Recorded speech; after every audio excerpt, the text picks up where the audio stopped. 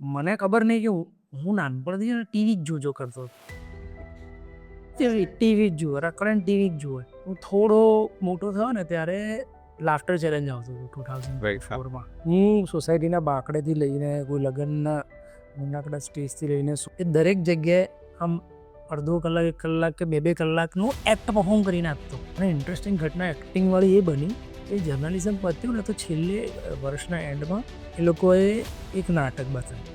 Okay. કોલેજમાં અને આઈ am very lucky કે મેં પહેલું જ નાટક લાઈફનું એ ગુજરાતનું શ્રેષ્ઠ હજી 1 વર્ષ સુધી મેં અમદાવાદમાં ખાલી નાટકો જ જોયા પણ 15માં જે છેલ્લો દિવસ એવું બૂસ્ટ થયો એના કારણે મને યાદ છે 2016-17માં એક 100 ફિલ્મો બની.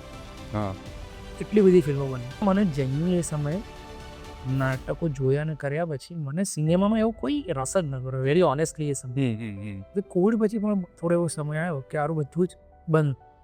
પહેલી વાર એવો ટાઈમ આવ્યો એના ફિલ્મોના બધું જ બંધ. પાર્ટી પડી ગયા હવે યાર રાત્રે રિહર્સલજી રાત્રે ગયા ને શાહરુખ ખાન સીધો તમારો સીન શાહરુખ ખાન જોડે કલાક શાહરુખ ખાન જોડે રિહર્સલ કરી અને અડો છો હક કરો છો આ જ તે અને એના વિશે જેટલા પણ મિથ જે પ્રચલિત છે એ બધા સાચા છે.